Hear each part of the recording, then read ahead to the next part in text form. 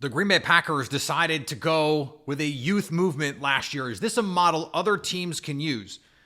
Sam Monson from Pro Football Focus joins me on today's show and explains why it might not even be a sustainable model for the Packers. We dig into free agency, the draft, team building, and of course, the hip drop controversy around the new tackling rules. All of that on today's show. You are Locked On Packers, your daily Green Bay Packers podcast.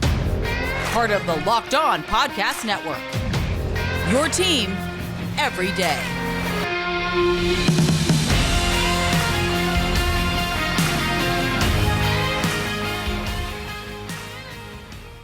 You are Locked On Packers, part of the Locked On Podcast Network, your team every day. I'm Peter Bukowski, and I cover the Packers for The Leap, a newsletter I would love for you to subscribe to. Follow me on Twitter, Peter_Bukowski. Follow the podcast on Twitter, Locked On Packers. Like us on Facebook. Subscribe to the podcast, iTunes, Spotify, Google Podcasts, wherever you find podcasts, you will find Locked On Packers, the #1 Packers podcast on the internet. On the show for fans who know what happened, they want to know why and how. Thanks to everyone who makes Locked On Packers their first listen every day. We hope you like starting your day with us as much as we like starting our day with you. Today's episode brought to you by our friends at FanDuel. Make every moment more. Right now, new customers get $200 in bonus bets with any winning $5 bet. That's $200 if your bet wins. Visit FanDuel.com/lockedon to get started. Sam Monson from Pro Football Focus joins me on today's show, and he is a big fan of what the Packers are building, the way that they've done it. And we will talk about that process, the continued evolution of this roster, what Xavier McKinney brings for them, and why he thinks this could be the move to unlock this Packers defense and the perfect pairings potentially for him.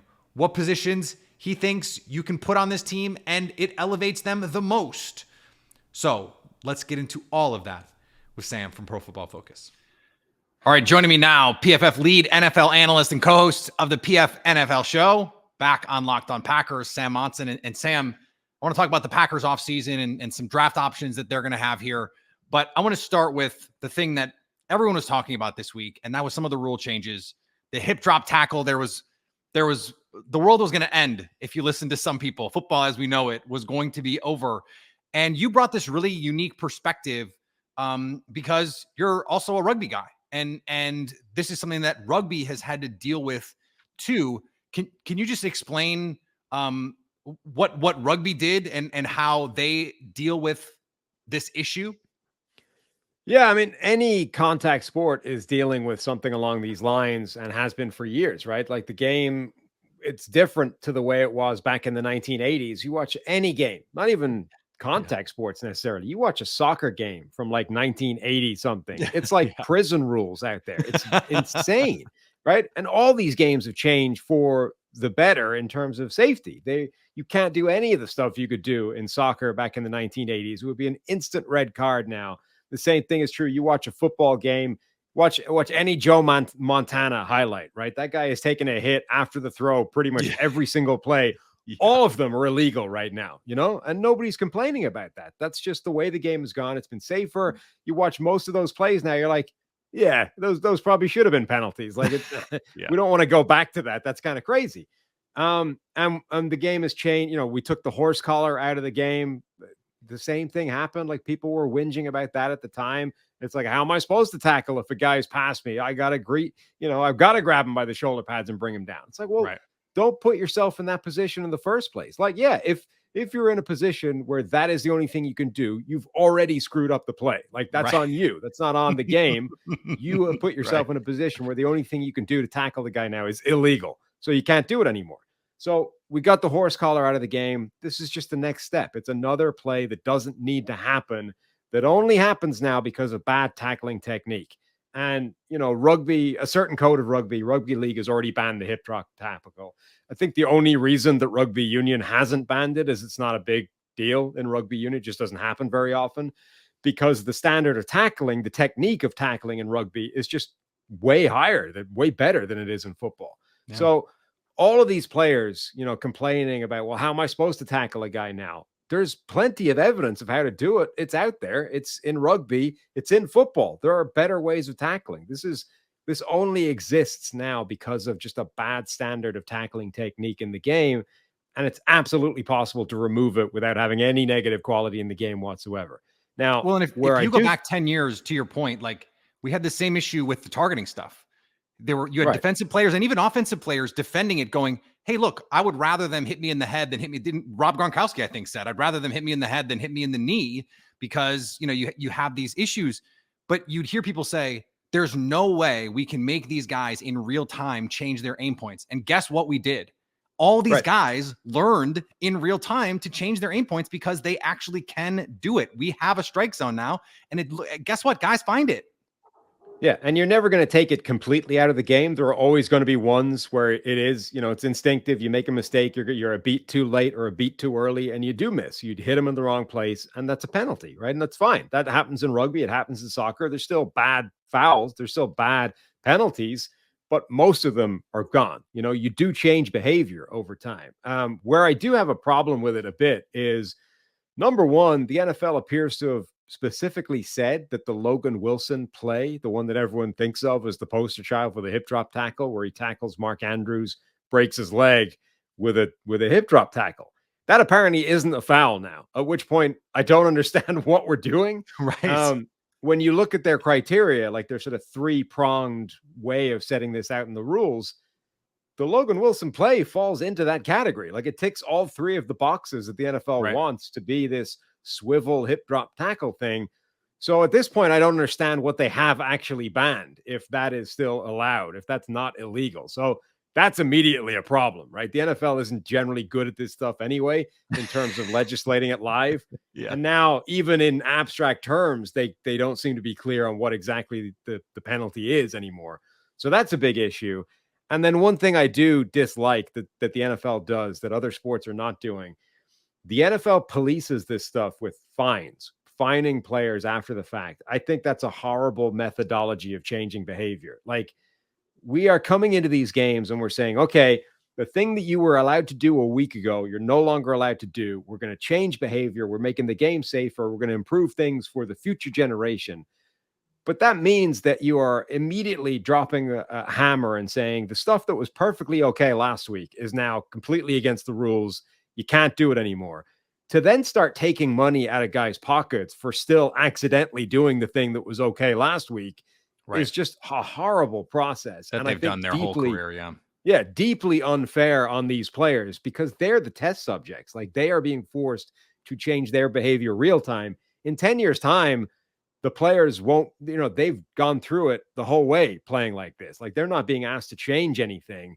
So they're okay. But these guys are unfortunately being tasked with this very real challenge of saying you have to change your behavior on the fly.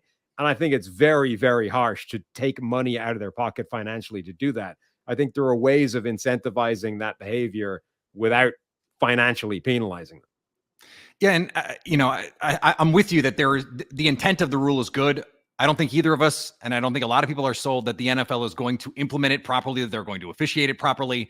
All of those questions I continue to be asked, and I think are valid as we move forward here. All right, let's dig into the Packers because they made two of the biggest and perhaps most surprising moves of the offseason so far in terms of signings. The David Bakhtiari piece of this, we expected he would no longer be a member of the Packers, as sad as that is, a beloved Packer now.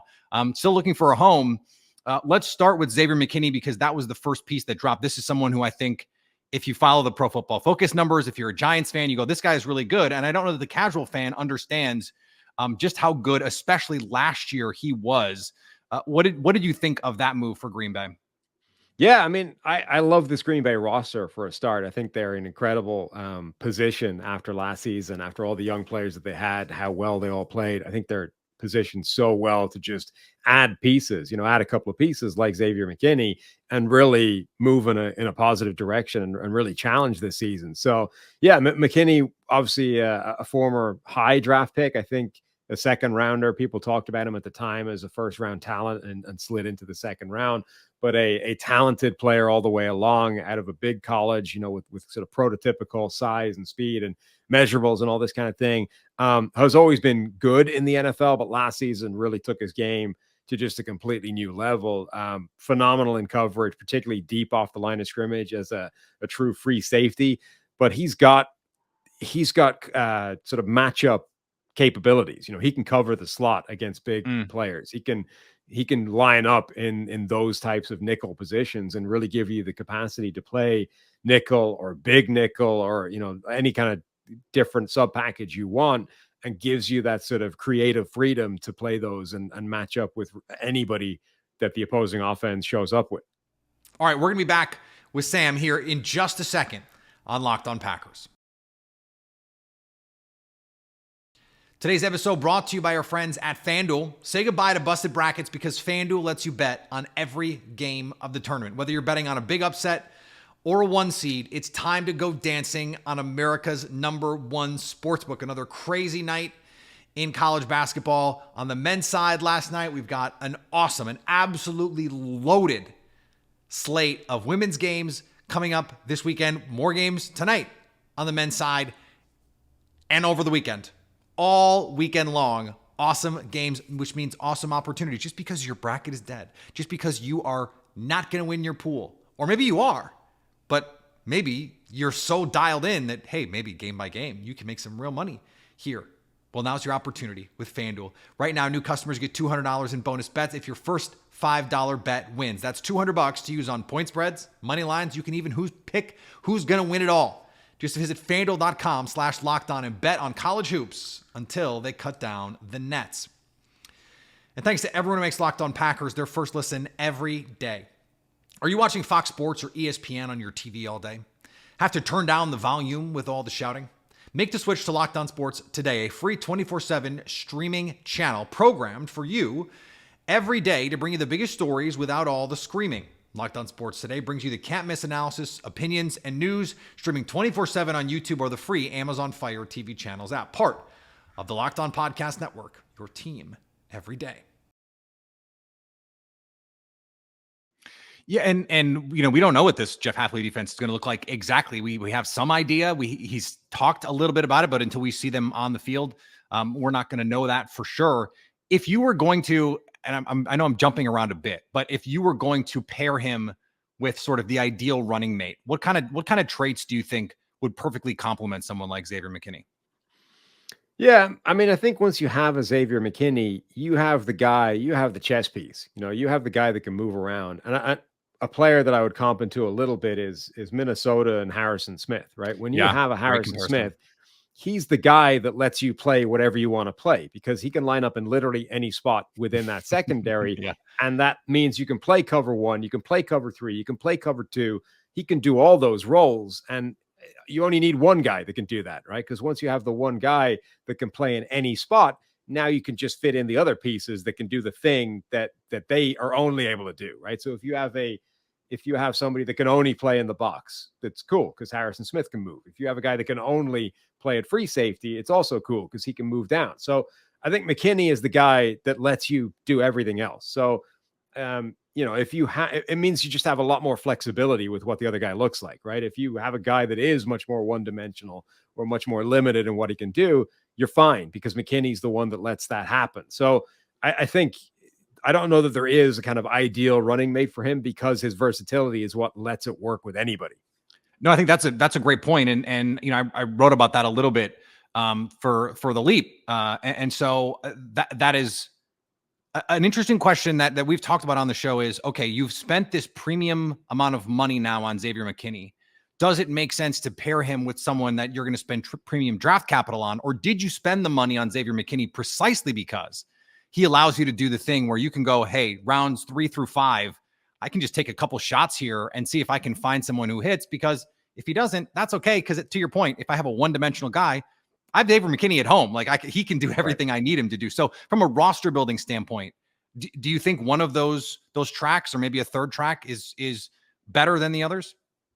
Yeah. I mean, I think when you start looking at positional, premium and how much value goes into certain spots, safety, generally speaking, is at the lower end of that run, at the lower end of that scale in terms of where you want to allocate your resources, which doesn't mean you don't ever invest in those guys, but it means you're probably not doing it multiple times and you're probably not really attacking that spot as somewhere we need to get the top caliber guys, both in terms of money and in terms of draft capital and all those kinds of things. So the fact that you've spent on McKinney suggests to me that like we've invested here. Now we have the flexibility to fit the other position come what may.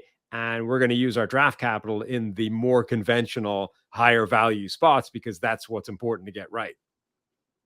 And that is generally how the Packers have operated, with some exceptions in terms of prioritizing premium positions in the first round, pass rushers, corners, those types of things. Let's go to the Josh Jacobs piece of this. You swap Aaron Jones for Josh Jacobs. Josh Jacobs 2 years ago, probably the best running back in football. I mean, that's not hyperbole to say. The Pro Football Focus numbers reflect that. And so that swap, what was your reaction when the Packers did that? Yeah, it was interesting because I think Aaron Jones, certainly at the end of last season, was playing his best football. He was great. And he looked phenomenal. And when he's playing at his best, I think he's such an incredible player to watch and the impact he has in the game. But I think the funny part to it was he signed him for basically the same contract, right? It's like, we're going to take 1 4-year, $48 million deal and just replace it with the next 4-year, $48 million deal for a running back. So on the one hand, that has to be good business because, inflation has happened since then. The salary cap has gone up. It's if you're paying the same money now, a few years later, it's automatically a cheaper deal because the environment is different. Right. And they're also obviously getting younger doing it.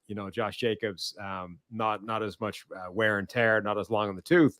So I think from that point of view, it makes sense. It's good business. And they're showing that, we still value that position. It can still make an impact and it can still change the fortunes, but without kind of going crazy with it. So I think it was a good move for them. It's a little bit sort of harsh and surprising that Aaron Jones ended up being a casualty, but I guess those are the kind of, when you take a step back and look at it sort of detached, you're like, those are actually, it's ruthless, but that's a kind of smart move a team makes, to say, we already had a really good player and we had decent investment in him, but now's the time to get cheaper and basically almost reset the clock at that position.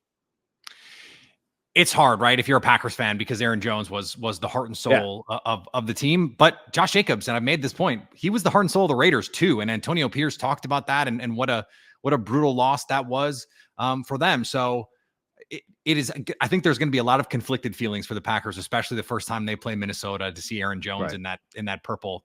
That's going to be tough. Looking forward here, two parts of the offseason, the draft part of this that I want to ask you about. But the current roster, we saw young players in Green Bay catapult themselves into major roles last year, in part because they had to, right? The Packers decided we're going to be the youngest team. It's the youngest offensive group we've ever seen in the modern league. And so what do you think that they provided a model that other teams can follow in terms of like banking on these young players? This is something I think we talked about the last time you were on, of like, hey, why don't I just put all of my young players on the field with our young quarterback and just see if we can make this work? We don't have to sign the Robert Woods. We don't have to sign, veteran receiver Adam Thielen. We can just let these guys all go out and play together. It requires them all to be pretty good, right? That's part of this. But yeah, what do you think of the model? Yeah, the remarkable thing about the Packers last season is that they did one of the things they do, and they have a tendency to do that I really like as a process, is when they need a player to come in and make an impact and they're left themselves in a position where they need it from the draft. They haven't filled the need in free agency. They're like, we need to come out of this draft with a receiver that makes an impact next year. When they put themselves in that position, they tend to double or even triple dip in the draft at that spot, so that we're just increasing the chances that one of those guys is going to be the guy. And it might not be the one we thought was the best. It might be the second or the third guy, but one of them is going to come in and solve that problem for us. What was crazy about it last year is that they did that multiple times. They did it with receiver. They did it with tight end. And all of them looked good. Like they somehow came out of this and they said, we're going to get 3 wide receivers and 2 tight ends. And all of them look like they're going to be useful players for the team. It's crazy. So that part is just freakish. I don't think that happens again to anybody. Right. Like, I just don't. That was, rolling like 7 times in a row. It just doesn't happen. If other teams could just say, hey, let's have a great draft, they would do it. But it doesn't work like that. But I think like that as a methodology makes sense. Like if you need a wide receiver, draft 2 or 3 of them on the basis that one of them is probably going to come good for you. You know, so if there's a team now that needs a wide receiver, do that. Don't think you could just draft one in the second round and you're good. Even if you really like that player, you need to hedge your bets. You need to take another one in the 4th and another one in the 7th and hope that one of the 3 is the guy that you're going to rely on next year. And it might not be the one that you thought was the best and drafted in the second round. So that part is a little bit weird. I do think that there is some merit as a concept of saying, you know, we have a young group anyway. We are, we're sort of expecting this to take a while. So let's get all these young guys together and let's just go through the growing pains together. Now, the problem is, I think, number one, because all these guys were good, it didn't work out that way. Like they didn't really need to develop together. They were just good almost right out of the box. And their development arc last season was sort of wildly truncated and happened over the course of the season. Like Tucker Kraft in training camp didn't look like he was going to be anything. And then by, 2/3 of the way through the season, you're like, he might be the better of the 2 tight ends. He looks great. So the whole kind of arc for this team was bizarre. It just happened like in an instant. But you also need the patience to see it through if it isn't going to look like that, right? Like if Bryce Young was just surrounded, if they didn't even bother with the Adam Thielen thing and they just surrounded him with like 3 or 4 young guys and said, all right, this is going to be rough year 1. It's going to look like it did year 1, but these guys are going to develop together. And by year 3, this is what it's going to look like. I think you can probably still, there's some merit to that as a concept, but you do need to have the stomach for it. You need to have the patience for it.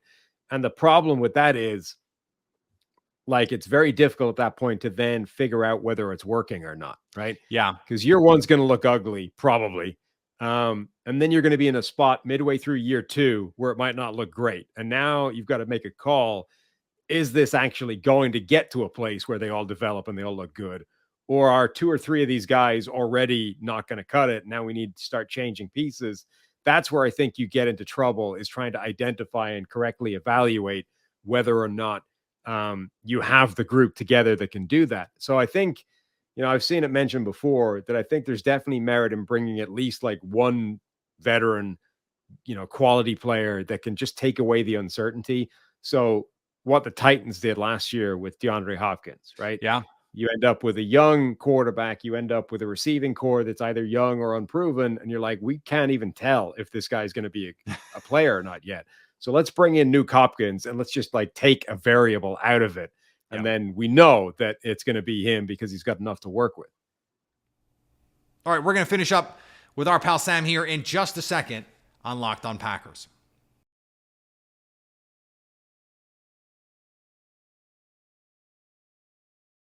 I want to tell you about Locked On Sports Today, the streaming channel and the show. Go watch the show. Locked On has launched the first ever national sports 24/7 streaming channel on YouTube. Now it's also available on the Amazon Fire TV in the free Fire TV channels app. Locked On Sports Today is here for you 24/7, covering the top sports stories of the day with the local experts of Locked On, plus our national shows covering every league.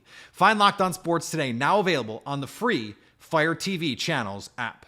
The Panthers example is the one that's been in my mind all year. And I'm like, okay, well, if you swapped Jonathan Mingo and let's say Dontavian Wicks, that might look different. Like Jonathan Mingo just didn't play as well as this other guy. And so part of that is a contributing factor to Bryce Young not looking like as good as you'd want him to as the number 1 overall pick. This goes back to the point of like, you have to nail the picks too. That's part of the development process here. Last piece here. As I go through the top of this draft, I think it breaks down really well for the Packers in terms of where there's depth, where these cliffs are, corner, offensive line, especially at the top. As you're looking at this roster now, you mentioned you really like it. If you could just drop in one position and say, okay, if they nail this pick at the top, 25, 41, whatever it is, even 58, it can have the most impact on this team. Which position do you think it is? I mean, I would love to see them get a number 2 corner that you can guarantee is going to play at a really high level. And particularly because, Jair Alexander's had some injury issues as well. Like he's no longer a kind of constant on the other side that is going to be your number 1 superstar and be there every week. If you could nail that position right out of the gate, I think that would make a huge difference to this team. Linebacker is a really tough spot now where number 1, I think it's the biggest weakness on this roster, but number 2, we're in this world where the league stinks at identifying linebackers. Yeah. And How many good linebackers are there, Sam, in the NFL? 4? Right, 5? not many. But I think part of the problem with, like, we're looking at this and sort of saying linebackers is like safety. We're devaluing the position. It's not. I think part of it is the league is kind of looking at this list of, if you look at the first linebacker drafted for the last 10 years, most of them are not good players and never were. It's crazy, right? Yeah. Like, the league is not good at most positions. The league is actually pretty good at identifying who the best guy is generally, right? They might, might miss slightly, but usually the first guy drafted is pretty good at that position, even if he's not necessarily the best superstar. Linebacker is one of those positions where the first guy drafted is often a bad player. Like, they're not even getting close to who the best linebacker is in a given draft class. So I think part of it is the league looking at that list and saying, we're just not able to identify who the top guy is. So we can't take him in the top 10, because if we miss, we just blew a top 10 draft pick that could have gone on a position that we would have nailed. And, it's too big a risk to get it wrong. So I don't think it's necessarily the league saying this position is no longer as valuable as it used to be. It's simply them recognizing that they're worse at identifying linebackers than they used to be. And part of that is, I think the job has become harder. Linebacker, like every development in offense in the last 15 years, is designed around screwing those guys, and putting them in a bind and making them wrong and putting them in conflict every single rep. So it's harder than it's ever been before. But I think the position is actually as valuable as it's ever been. It's just hard to find that guy.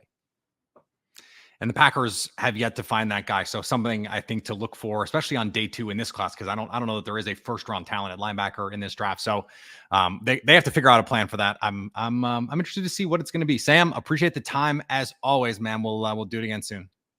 Anytime. Thanks for having me. All right. Thanks to Sam for joining the show. Awesome to talk with him. Back next week.